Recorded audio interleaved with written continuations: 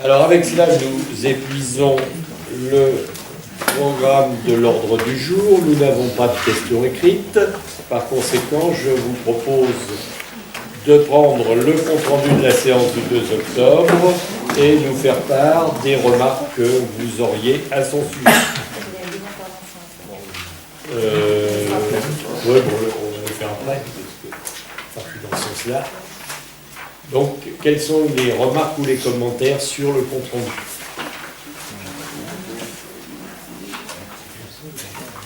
Oui. Page 9.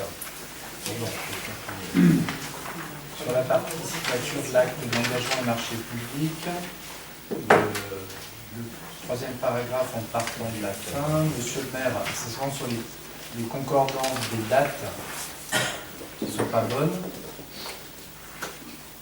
a été déposé dans sa boîte le 10 juin. En fait, pour reprendre le fil, Oui. il y a des écrits, il y a des mails que j'ai tout fait. Donc, la DGS m'a envoyé un mail le 9 juin. J'ai répondu le 10 juin. Et ensuite, le 12, Valérie Thomas confirmait que, par écrit, que la convocation a été envoyée le 12. Donc c'est ça, et les dates là ne sont pas bonnes. Il y a des écrits, parce qu'il y a les emails et les convocations. Donc merci de reprendre dans l'ordre. C'est bien noté. Je peux vous faire un mail, mais reprenez, donc c'est pas le 10 juin, mais c'est le 12. Et moi j'ai fait un mail le 10 juin.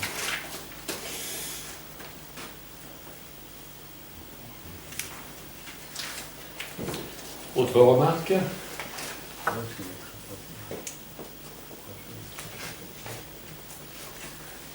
Pas d'autres remarques?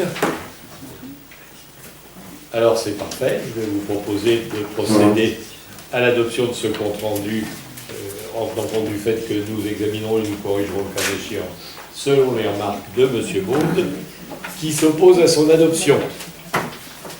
Qui s'abstient? Personne. Merci. Et ça me permet de passer la parole pour les infos métropolitaines.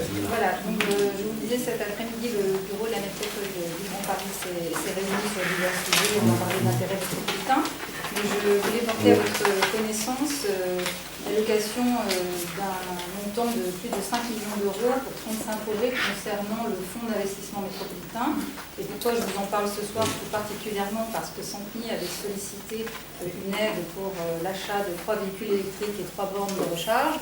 Et donc le plaisir de vous dire que la métropole lui a alloué une subvention, le fonds d'investissement métropolitain lui a alloué une subvention de plus de 22 000 euros. Voilà, donc ça c'est la première pour 2018. Information pour 2018, effectivement, qui sera actée lors du prochain conseil métropolitain qui aura lieu le 8 décembre prochain.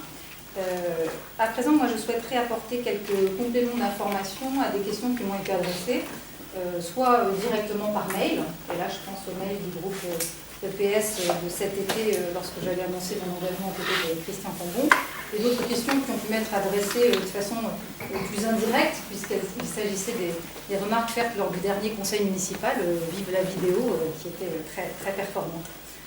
Tout d'abord, concernant le vote, je m'adresse directement à Vincent Baudu, le vote du conseil territorial du 21 juin dernier concernant le transfert du droit de préemption urbain à l'EPT.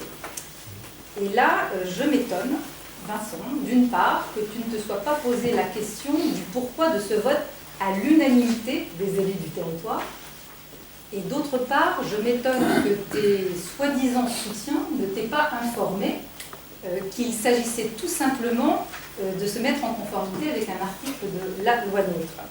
Et que, en plus, le président du territoire, Laurent Catala, comme cela vous a été précisé lors du dernier conseil municipal, avait prévu, comme il l'a fait pour toutes les communes du territoire, de renoncer à ce droit de préemption urbain et donc de le restituer aux communes, ce qui a été fait par une décision notifiée le 30 juin dernier. Ça, c'est la première chose. La deuxième chose, c'est sur la mise en doute de mes présences aux conseils municipaux comme aux conseils territoriaux, tel que cela a pu être formulé, de façon peut-être discrète, mais bravo, le son est très performant, Bernard, je te remercie, lors du dernier conseil municipal. Alors là aussi, c'est très clair. Au conseil territorial, il y en a eu, je crois, 16, et c'est très facile de le vérifier, depuis le 1er janvier 2016. J'ai été présente à 11 d'entre eux. Et lorsque je n'ai pas été présente, j'ai bien évidemment été représentée et j'ai donc soumis mes instructions de vote à qui était en possession de mon pouvoir. Pour les conseils municipaux, c'est la même chose. Il y en a eu 8 depuis le début de l'année. J'ai été présente à 6 d'entre eux. Et de la même façon, j'avais donné mon pouvoir. C'est très simple. En fait, ça m'amène à évoquer quelque chose qui vous est cher, que l'on appelle la méthode. Oui, moi je considère que ce n'est pas en adressant des mails de 3 km, au style tellement pompeux qu'on se doute bien que plus le verbe est verbeux, moins la pensée est complexe. Pas plus d'ailleurs qu'en induisant systématiquement la suspicion. Ben, c'est pas comme ça qu'on se forge une image de référence. Et je suis même très étonnée que tu utilises des méthodes que tu dénonces par ailleurs, Vincent. Bon, le sujet est peut-être clos. Non. Ah bon. Pour en finir, Parce qu'on n'est plus dans le conseil pour en municipal. finir, pour en finir, je dirais que les Centenois en ont assez de lire dans le bulletin municipal des propos mensongers, d'autant plus actifs qu'au-delà, je dirais, des polémiques incessantes qu'ils induisent, ils sont bourrés de fautes d'orthographe et de syntaxe. Je vous remercie.